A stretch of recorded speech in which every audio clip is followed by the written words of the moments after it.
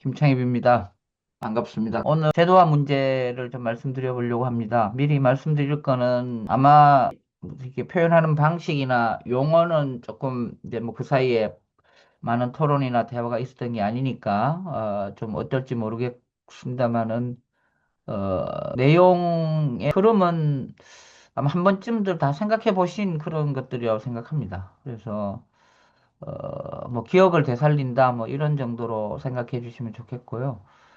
어떻게 보면 제가 평소에 뭐 여러 어떤 정책이나 제도에 갖고 있던 문제의식을 지금 이주민 건강에 적용하는 거라, 혹시 지금 요즘 고민하고 계신 거하고는 약간의 차 같은 게 있을지도 모르겠습니다. 그렇지만 주로 이제 의료 또 보건 정책, 건강 정책의 배경을 가진 분들과 이야기를 나눈다. 이제 이런 전제로 하는 거여서, 혹시 이제 다른 사회과학적 관점에서 이주 문제를 다루는 데 익숙하신 분들은 조금 왜 저런 이야기를 하나 이렇게 혹시 생각하실지도 모르겠어요. 그래서 주로 보건의료, 건강정책을 다루는 분들을 염두에 뒀다라는 거 미리 이해를 해 주십사 부탁을 드립니다.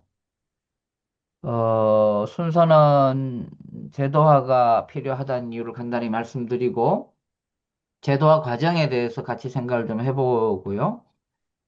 일반적으로 우리가 이제 연구나 이런 어떤 논의나 이런 거를 보건 분야에서 할 때 갖고 있는 어떤 제도화 과정에 대한 일반적인 이해에 대해서 제가 문제 제기를 좀 해보려고 합니다. 그래서 현실에서 벌어지는 일들을 뭐 많이들 아시기 때문에 제가 그 일반적인 과정으로 우리가 이해하고 있는 것들 또는 강의나 교육이나 또는 연구 같은 데서 쓰는 그런 어떤 이론적인 또 논리적인 모형이 좀 보완이 돼야 된다. 이제 이런 관점에서 하는데 핵심은 제도화라고 하는 것이 선형적인 게 아니고 착착착착 순서대로 진행되는 게 아니라 일종의 이제 권력 관계이다.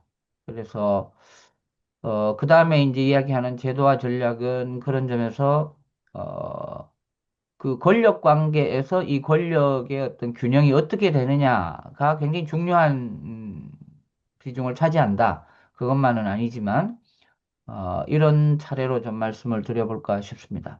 오늘 발표의 목표는 제도화를 위해서 어떤 제도가 맞냐, 제도를 하는 게 좋으냐, 어떤 제도가 되는 게 유리하냐, 뭐 이런 그 내용적인 거보다는 제도화 그 자체 그리고 그 과정에 대한 이해를 좀 공유했으면 좋겠다 이렇게 생각합니다. 왜냐하면 내용으로서의 제도는 뭐 아직 한국 사회에서 구체적으로 형성이 된 게 몇 가지 없다 이런 생각이 들고 특히 나중에 말씀드리겠습니다만은 추가적인 제도화가 필요한 부분들에 대해서는 현재 구체적인 사항이라든지 또 이런 것들이 별로 없기 때문에 뭐가 좋고 뭐가 이상적이다 바람직하다라고 이야기하는 거는 크게 뭐 중요한 것 같지 않아서 그렇고요.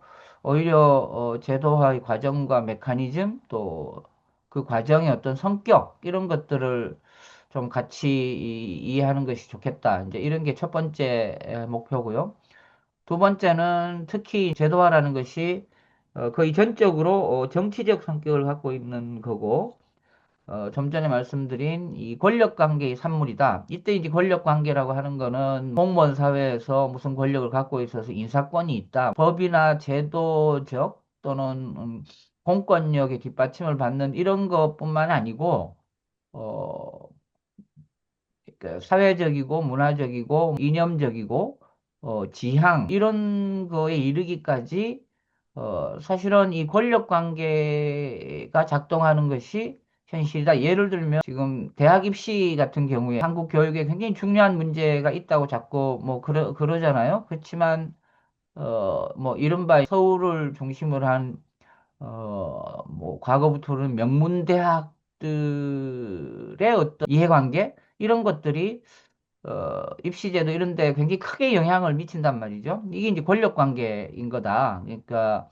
제로 베이스에서 무슨 어떤 입시제도 이런 거를 논하는 게 아니라 어, 여러 의미에서의 문화적인 거 또는 실제 정치적인 거, 제도적인 거, 이제 이런 것들을 통해서 그 권력 관계가 기존에 있던 어떤 대학들 간의 권력 관계가 대학 입시라는 어떤 정책적인 틀을 정한다거나 구체적인 정책 내용을 정하는 데 영향을 미친다. 이게 이제 권력 관계인 거죠. 그래서 뭐 이런 평가를 해가지고 뭐 어떻게 되면 한국 교육이 어떻게 나아지고 또는 뭐 사교육비가 얼마나 줄도 이렇게 되는 문제들이 아니다라는 게 대부분의 정책이나 제도가. 그래서 그런 의미의 이 권력 관계고 이주민 건강을 위한 제도라는 것도 예를 들면 지금 건강보험은 이제 적용되는 면이 있고 산재보험도 적용이 되잖아요. 근데 이것도 뭐 어떻게 보기에는 그게 제도적인 정합성이나 뭐 우선순위나 또는 어떤 그런 정책의 필요 이런 거를 반영했다기보다 뭐 모종의 권력 관계 같은 게 있기 때문에 농업 노동자들에 대해서는 뭐 이야기도 별로 없고 하는 이런 걸로 작동하는 거다. 이게 이제 권력 관계인 거죠. 그래서 이런 측면에서 어떤 제도화를 이해해보는 그런 시도가 필요하겠다고 생각해서 이렇게 목표를 잡았습니다. 제도화의 필요성은 뭐 새삼스럽게 말씀드리지 않아도 충분히 공감대가 있는 거라고 생각합니다. 그래서 지금 이주민 건강과 관련해서도 뭐 대단히 많은 NGO들도 있고 또 뭐 NGO 같은 방식을 하지 않더라도 뭐 연구하는 사람들도 꽤 있고 서베이 같은 걸 해서 문제 제기를 하겠다는 쪽도 있고 여론이나 이제 이런 쪽을 통해서 어떤 긍정적인 그런 변화를 해보겠다 이런 것도 있는데 이때 이제 제도화라고 하는 거는 기본적으로 이제 국가와 정부가 어떤 실천의 주체고 이제 가장 중요한 핵심 주체가 된다는 뜻이죠. 이 제도라는 건 재정에 대한 거든 아니면 행정에 대한 거든 그런 관계없이 국가와 정부의 실천 양식으로 이 제도화라는 이야기를 하는 거고, 이게 필요한 이유는 보편적 보장의 이 국가의 역할을 빼놓고 설명하기가 어렵다.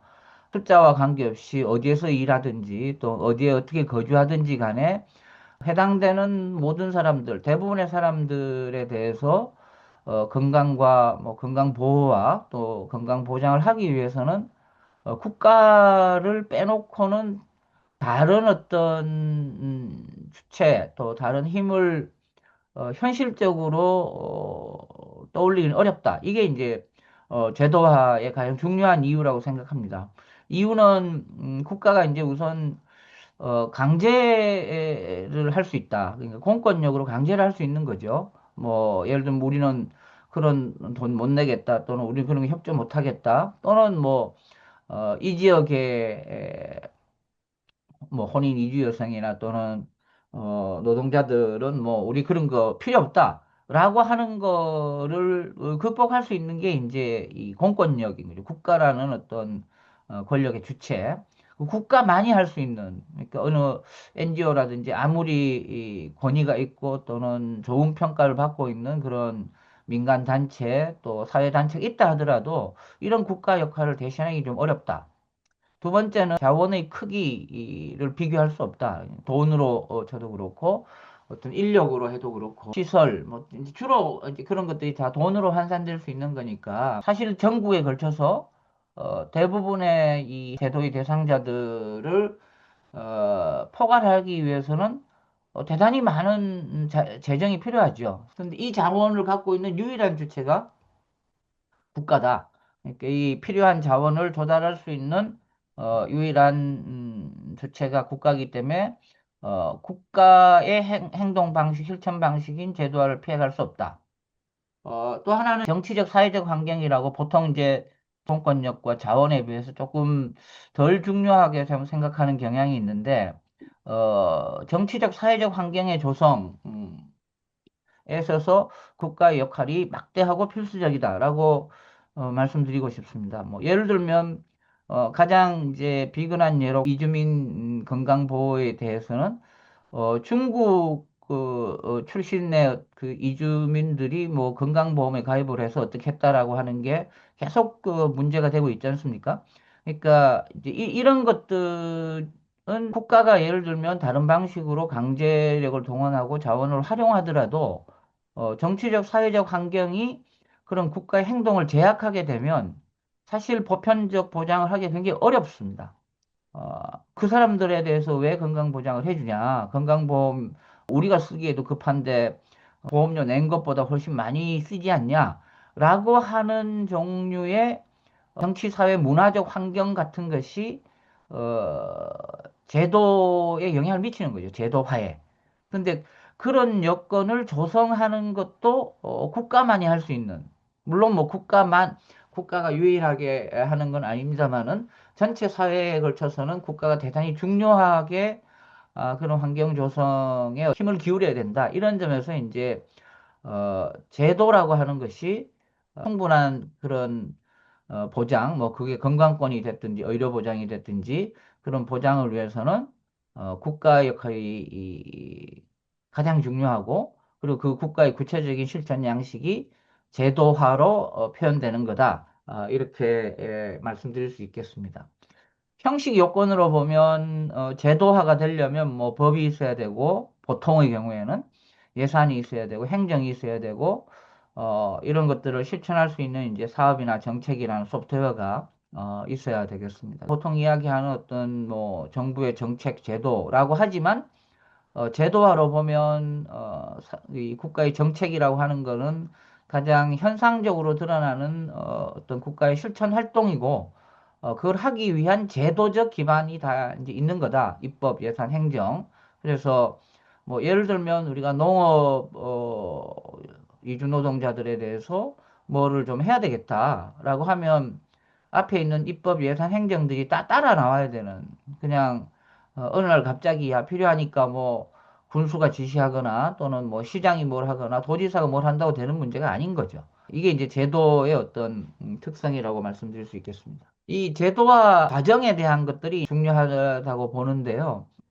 이건 아마 이제 보건학을 어디서 좀 강의를 들을 기회가 있으셨으면 상당히 이제 익숙한 그런 것들입니다. 이거를 보통 뭐 정책 과정 이렇게 이야기하기도 하는데요. 대부분 이렇게 이해합니다. 그러니까 뭐 농업 노동자가 많이 늘어나 가지고 했는데 이 사람들이 사고를 당했다거나 또는 갑자기 응급 질환이 생겼을 때 보도가 되잖아요. 뭐 온열 질환 같은 것도 보도가 되고 또는 주거 때문에 뭐 겨울에 뭐 사고가 났다 이제 이런 것들이 보도가 되는데 이제 여기서는 이제 문제라고 되는 겁니다. 문제가 사회적으로 알려지면 뭐 언론을 통한다거나 소문을 통한다거나 사람들의 어떤 전언을 통해서 알려지게 되면 이 선형 모델에서는 여기에 사회 문제가 충분히 중요하다고 되면 정책이 필요하겠다, 대응이 필요하겠다라고 하는 정책 의제가 만들어진다고 봅니다. 지금 이제 한국에서는 그러면은 이제 제조업 분야에 있는 어떤 이주 노동자 같은 경우에는 그 사이 이제 사고가 많았고 뭐 여러 번 문제가 됐지 않습니까? 이게 이제 알려지면서 이게 대책이 필요하다, 정책이 필요하다라고 해서 그럼 산재 적용을 하자 이렇게 된 거예요. 그럼 산재 적용을 하자 해보자라고 하는 거는 정책 형성에 해당합니다. 형성과 채택. 그러면은 반드시 무슨 산재를 포함하는 이런 거가 아닐 수도 있었던 거예요, 사실. 지나간 거긴 하지만. 뭐 예를 들면 이거는 사용자들이 다 부담해라. 산재는 안 되겠다. 이런 방법도 뭐 있을 수 있었겠고요. 뭐 이런 거가 이제 정책 형성 과정에서 논의가 되는 거죠. 그러면 NGO나 민간 단체가 그런 활동을 하면 도와줄게. 뭐 이런 정책 방안도 있고요.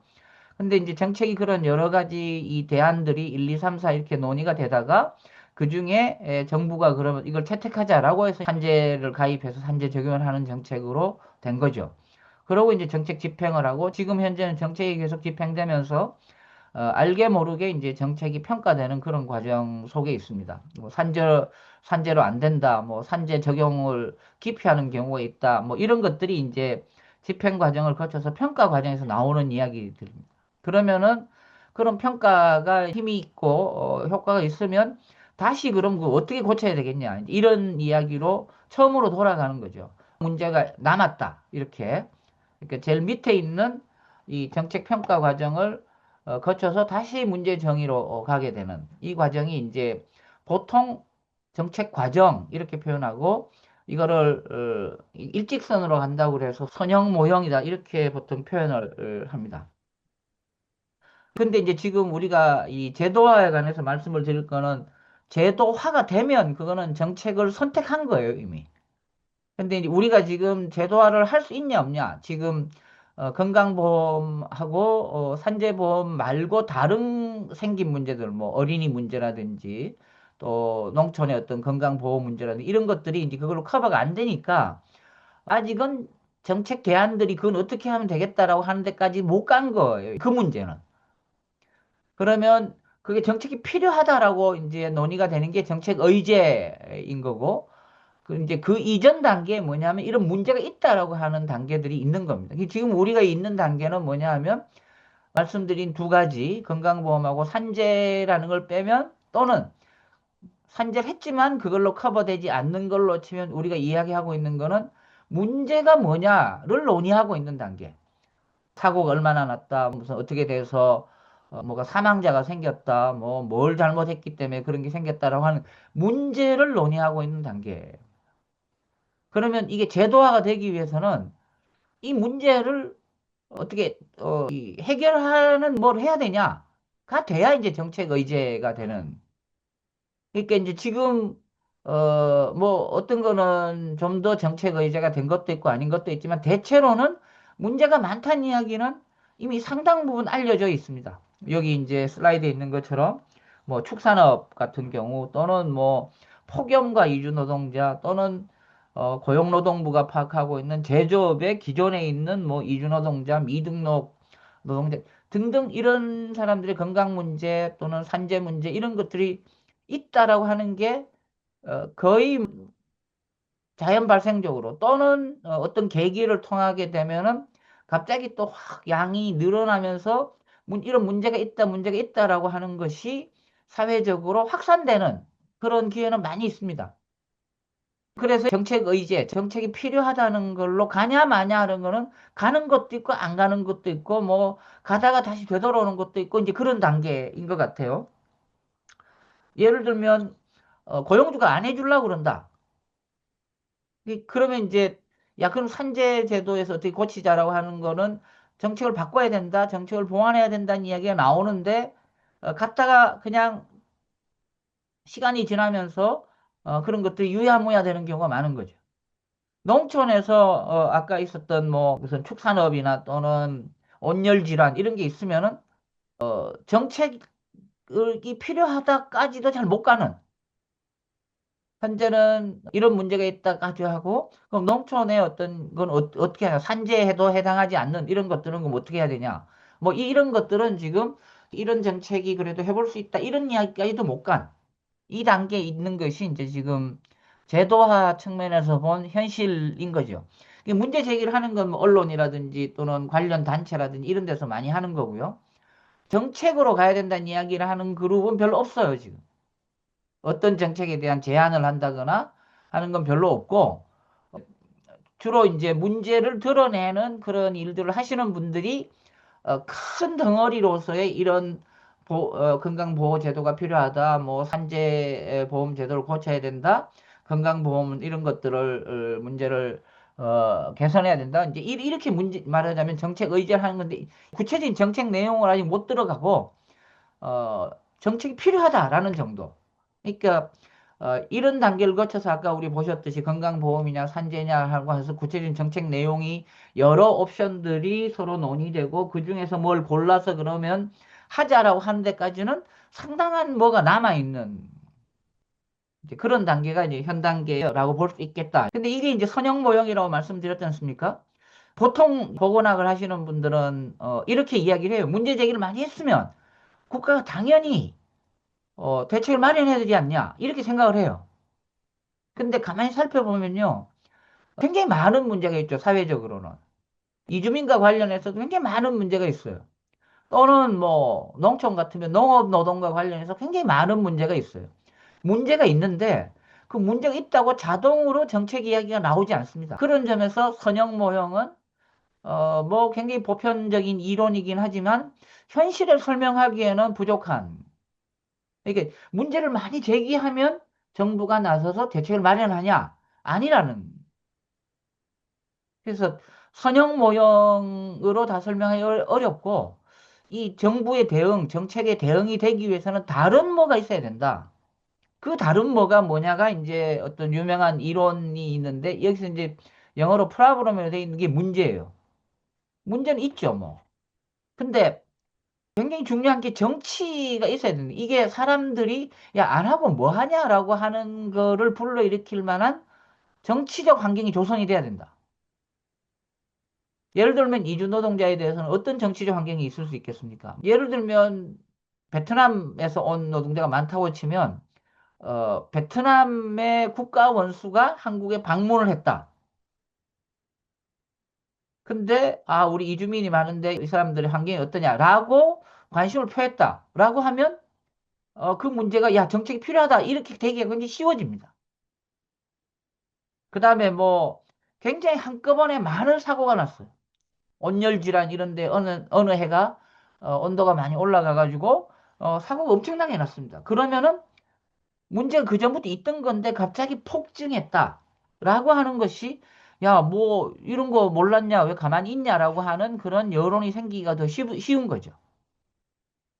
사고가 났다 또는 자연재해가 발생을 했는데 우연히 어, 이주노동자들이 거기 많이 피해를 봤다. 뭐 이런 것들이 이제 여기서 이야기하는 폴리틱스 어, 정치라고 하는 거죠. 여기서 폴리시라고 하는 거는 대안이에요. 그러니까 뭐 예를 들면 미세먼지 이런 게 굉장히 문제가 됐었잖아요. 근데 중국에서 미세먼지가 많이 발생한다. 이런 이야기도 있었습니다. 문제는 문제인데 중국발이다.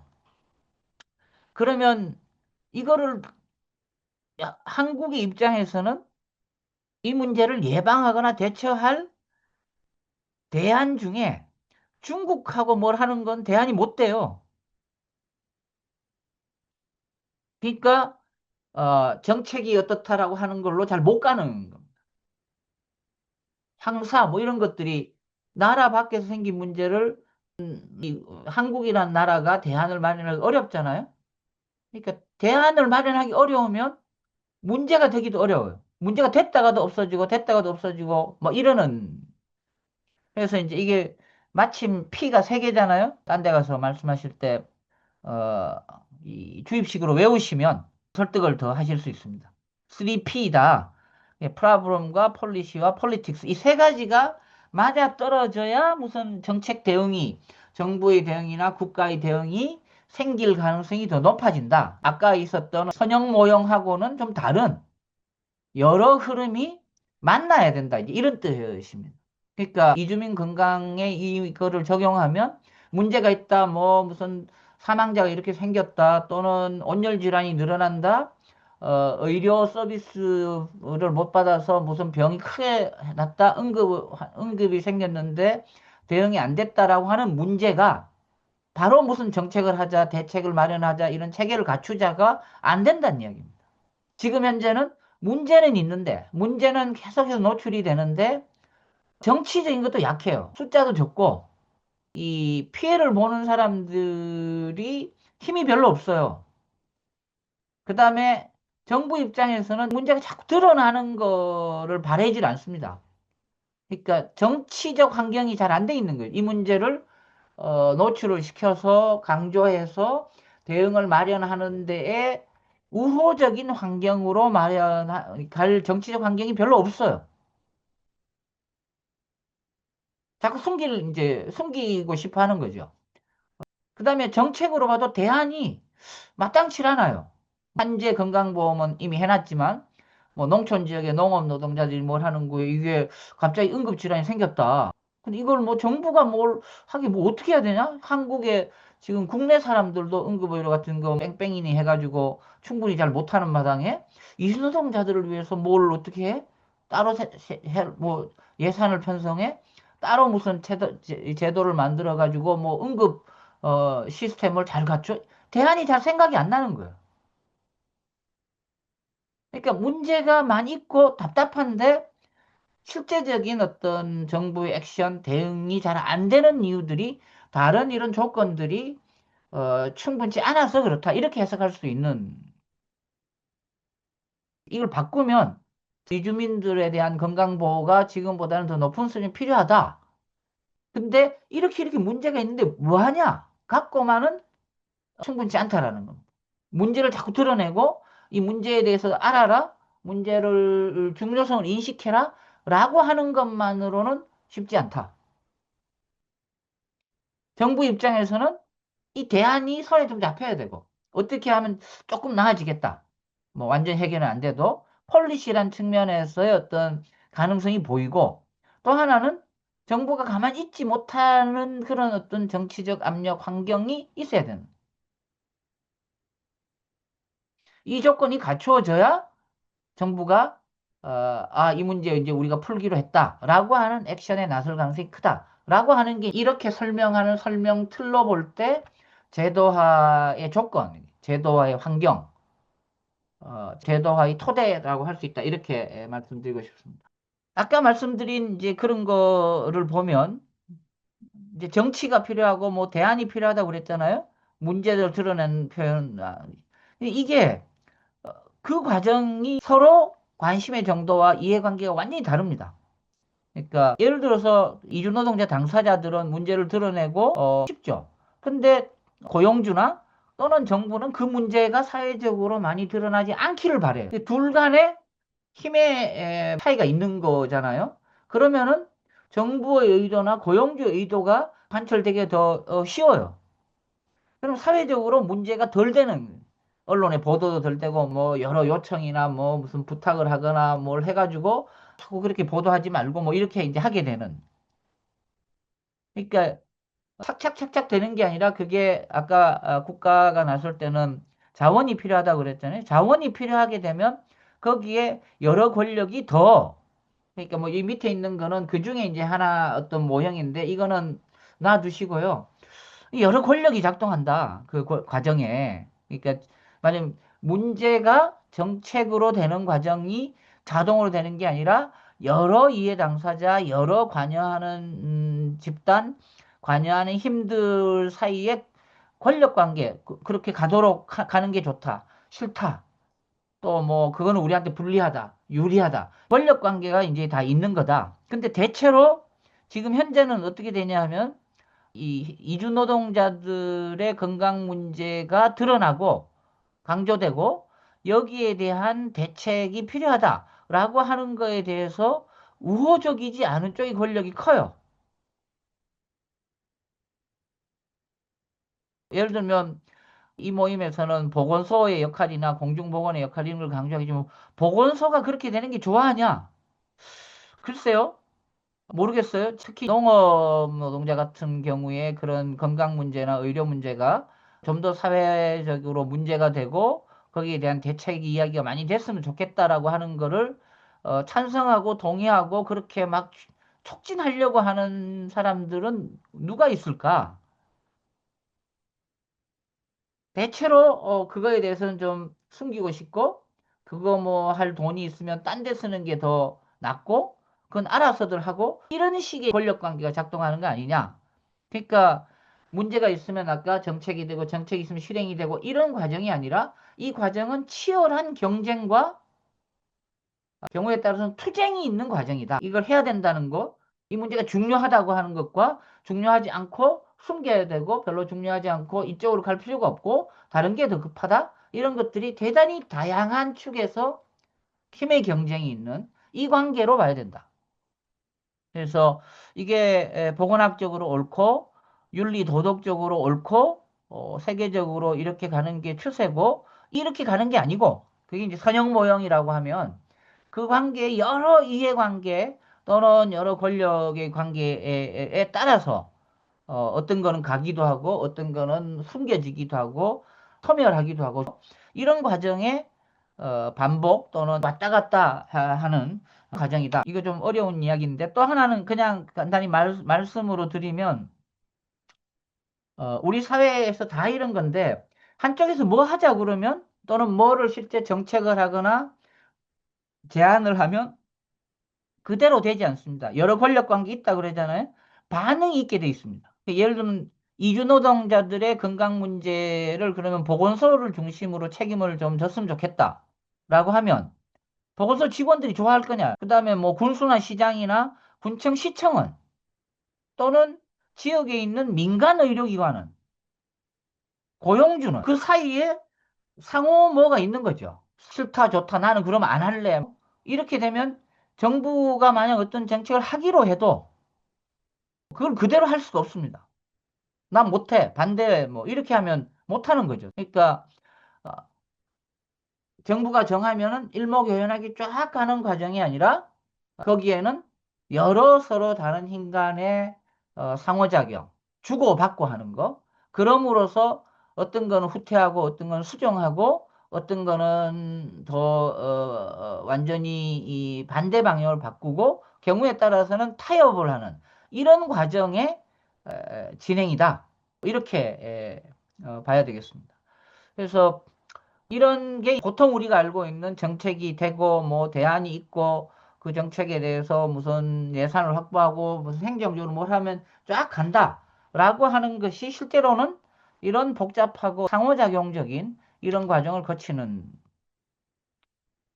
자, 이제 이런 것들을 바탕으로 그럼 우리가 제도화에 필요한 질문과 과제들을 이렇게 정리해 볼 수 있겠습니다. 기존에 지금 이 문제에 대한 권력 관계가 어떠냐?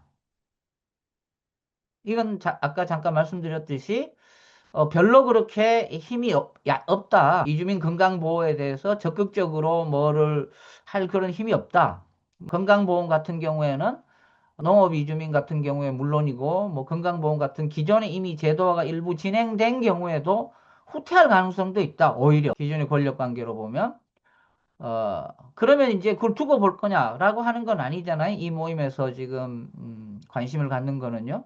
그럼 이거를 좀 강화해 가려고 하는 그런 어떤 목표로는 이런 권력 관계가 바뀌어야 되는데 이 권력 관계가 어떻게 바뀔 수 있냐? 그거 하면 안 된다라는 힘은 좀 줄어들고 그렇게 해야 된다. 그게 이념적인 거든 도덕적인 거든 또는 정치적인 거든 이해관계에 따른 거든 이런 권력 관계가 좀 변화할 가능성이 있냐를 따져봐야 되는. 만약 변화할 가능성이 있다 그러면 그게 어떤 메커니즘을 통해서 바뀔 거냐? 제일 마지막으로는 그게 뭐 바뀌거나 또는 권력 관계건 어떤 변화를 하려면 뭐가 실천이 있어야 되는데 누가 이거를 할 수 있냐?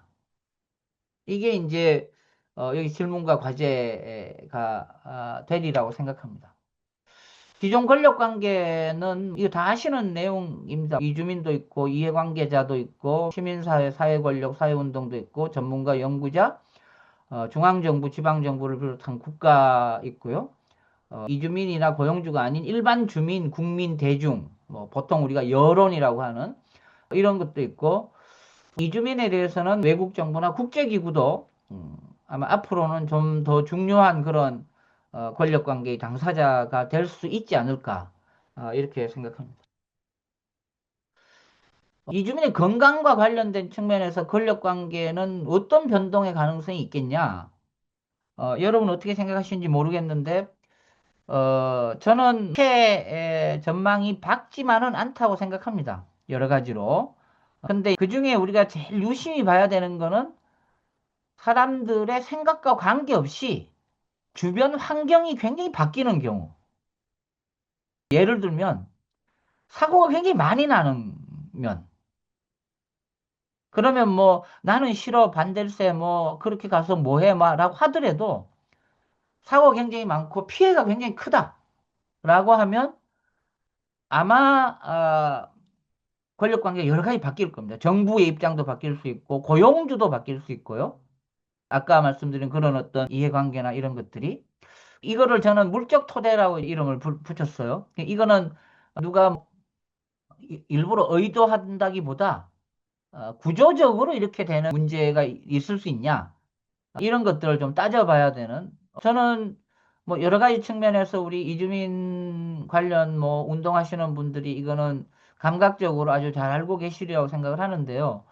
저는 사고가 이렇게 많다. 기후위기와 관련해서 온열 뭐 이런 것도 있지만 지금 이주노동자들 같은 경우 이제 점점 연령이 올라가잖아요. 이주노동자들도.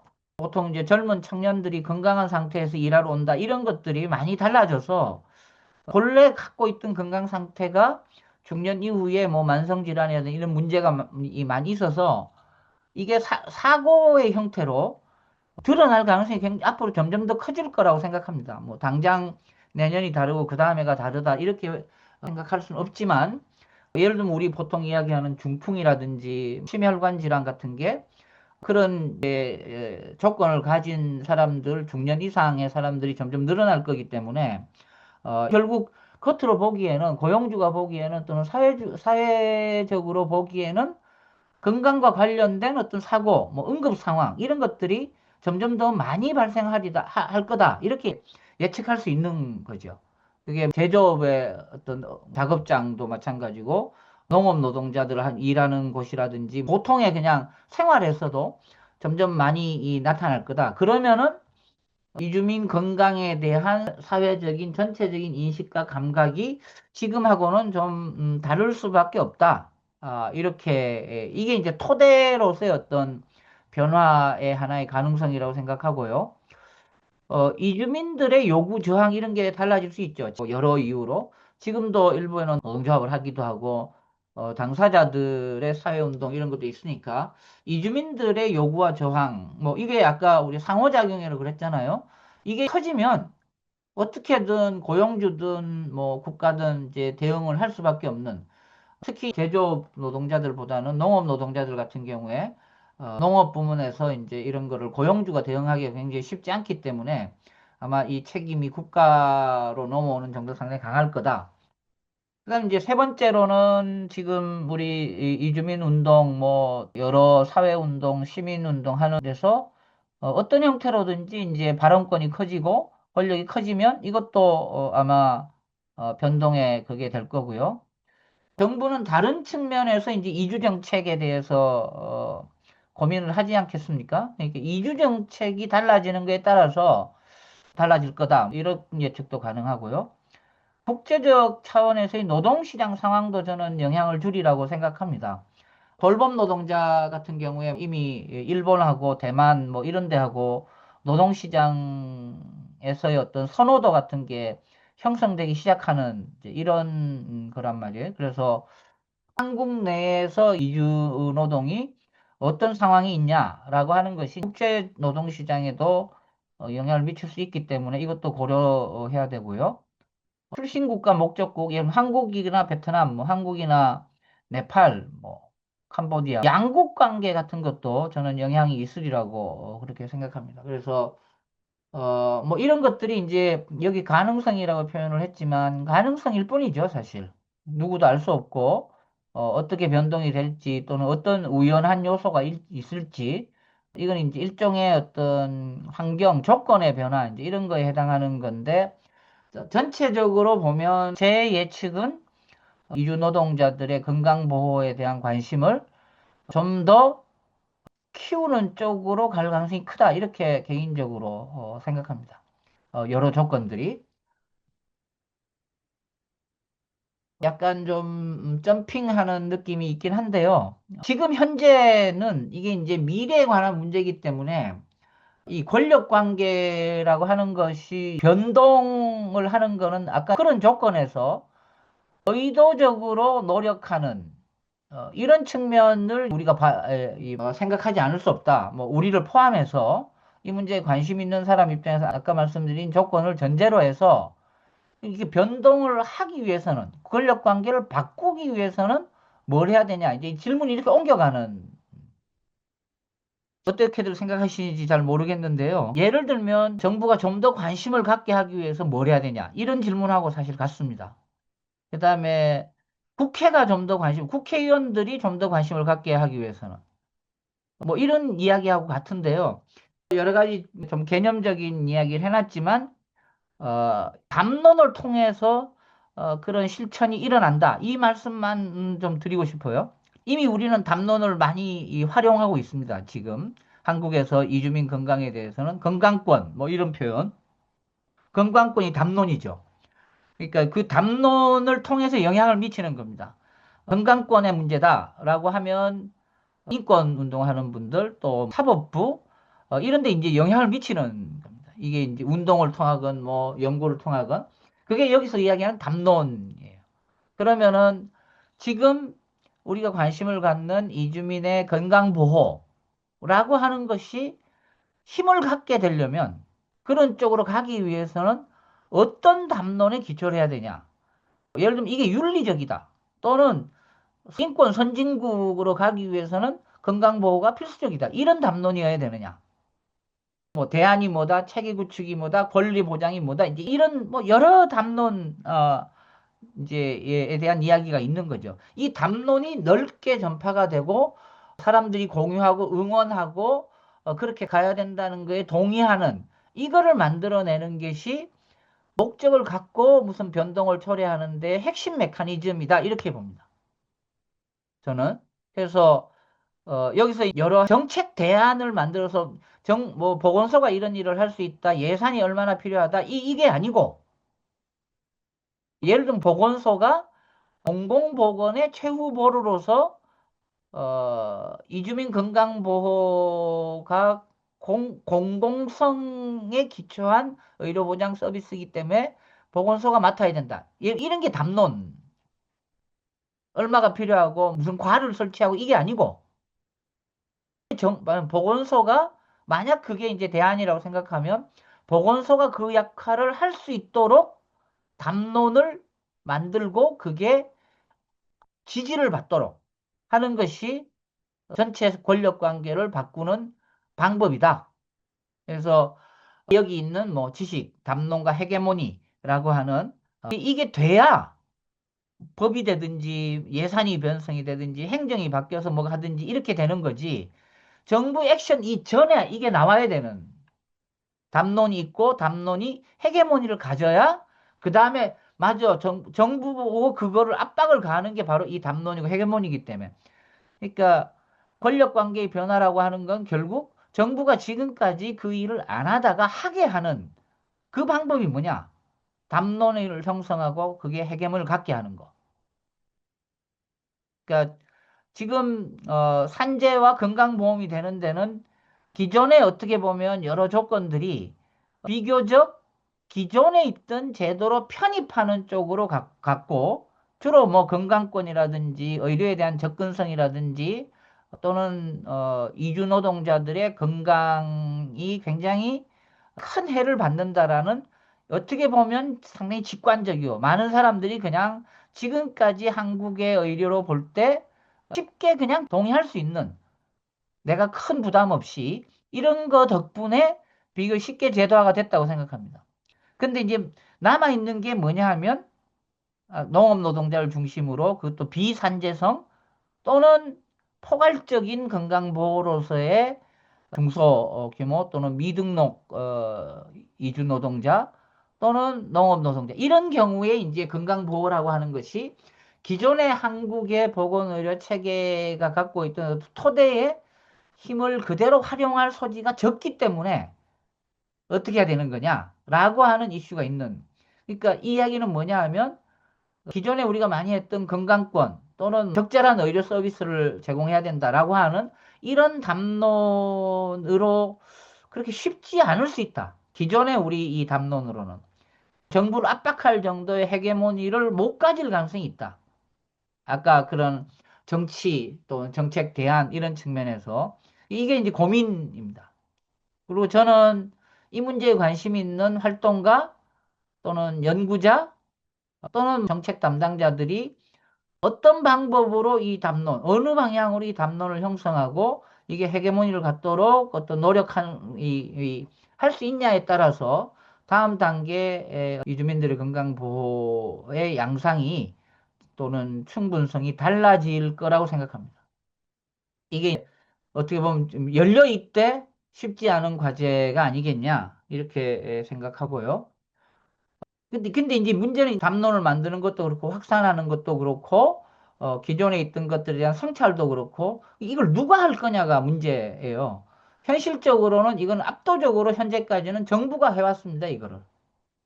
근데 아까 말씀드렸듯이 기존의 권력 관계로 볼 때 정부가 더 이상 뭐를 그렇게 적극적으로 하겠냐? 국가 권력이. 이건 뭐 여러 이유가 있습니다. 이주민에 대한 태도들, 이런 여러 가지 것이 있기 때문에 규범적으로, 아니, 사람이 피해가 생기면 뭐 해야 될 거 아니냐, 의료는 보장해야 될 거냐는 규범만으로 되지 않는 국가 행동이, 그때 그러면은 다른 힘이 있어야 국가가 이제 움직이게 되는 건데, 그걸 누가 할 수 있냐? 이게 이제 지금 굉장히 중요한 이슈. 아까 방법은 담론 형성과 헤게모니라고 제 의견을 말씀을 드렸고, 그럼 이게 누가 할 수 있냐? 주체가 누가 될 수 있냐? 그러니까 우리 여기 모여 있는 이런 사람도 뭐 지금 잘 조직화가 돼 있건 아니건 일종의 이제 실천의 주체들이죠. 근데 우리가 하기 위해서는 정부 보고 압력을 가하는, 그러니까 정부가 압력을 가한다는 건 단순히 그냥 우리가 정책 대안을 내놓는 게 아니라 다양한 방식으로 정부가 압력을 받도록 만드는 거. 직접적인 방식도 있고 무슨 문제 제기를 하는 거 비판도 있을 수 있고 정책 대안을 알려주는 방식도 있고 뭐 여러 방식이 있겠지만 하여튼 압력을 가해야 되는데 그 정부를 움직여서 압력을 가하는 게 충분히 커야 정부가 움직일 거 아니에요? 국가가? 근데 그 충분히 큰 힘을 어떻게 만드냐? 이걸 이제 권력이라고 여기서 표현을 했습니다. 어, 이 권력을 어떻게 만드냐? 이게 이제 대단히 중요한 이슈가 되겠습니다. 가능한 경로는 이제 사회 권력이라고 표현했어요. 아주 추상적이지만 시민사회나 사회 권력이 국가 권력을 움직이는 방식, 뭐 당사자를 포함해서 이게 현재로 보면 제일 유력하고 또는 여기서 경제 권력이라고 하는 거는 뭐 고용주, 기업, 그다음에 이 이주 노동으로 인해서 경제적인 어떤 이해관계가 있는 이게 이제 경제 권력입니다.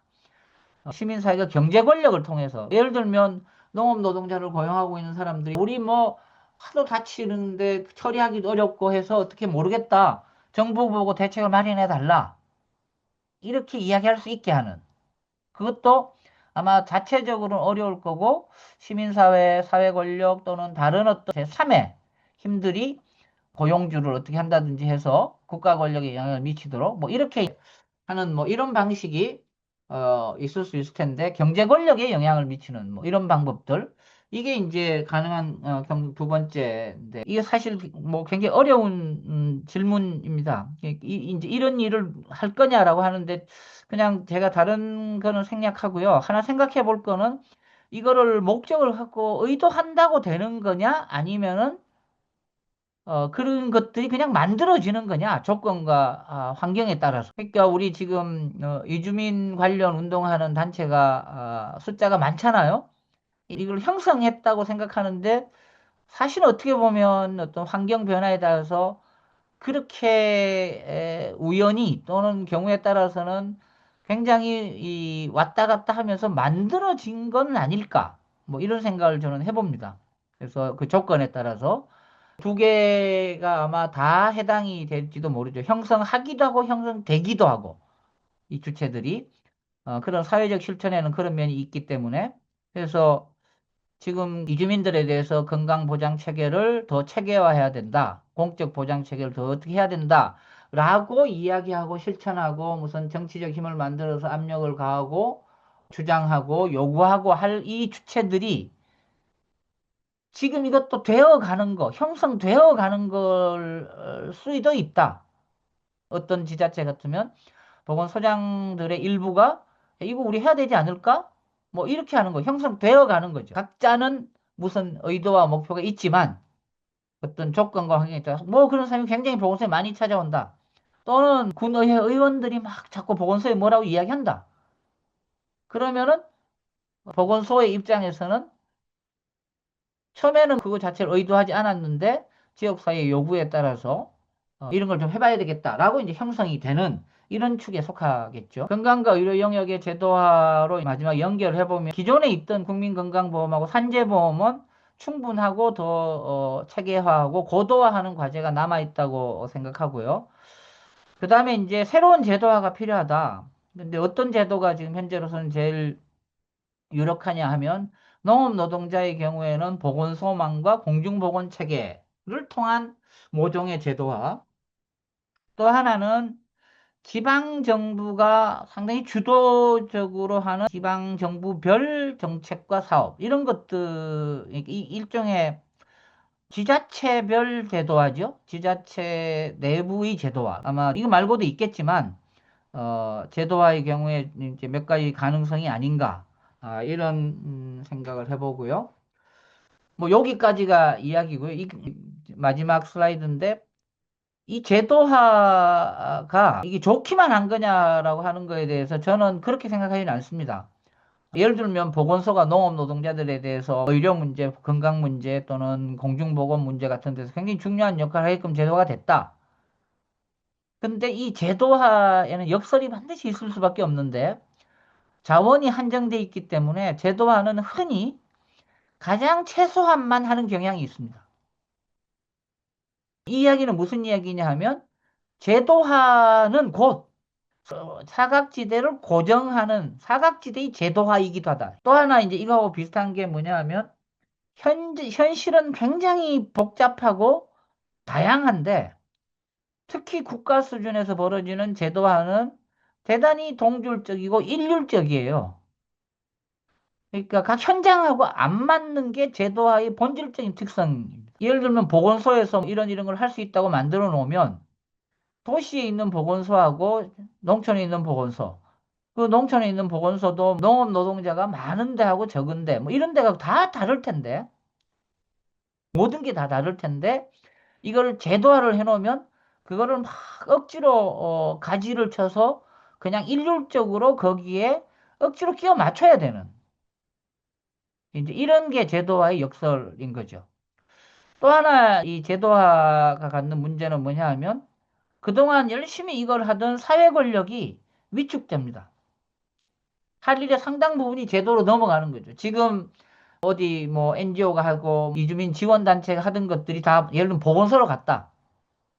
우리 의료비 지원 사업 뭐 이런 것도 비슷한 면이 있는데 보건소로 갔다. 그럼 이거를 중심으로 활동하고 조직을 하고 모빌라이즈 하던 사람들이 할 게 없어지는 더 나쁜 경우는 뭐냐 하면 경험과 전문성이 있다는 이유로 국가가 하는 일을 대행해 주는 대로 격화되는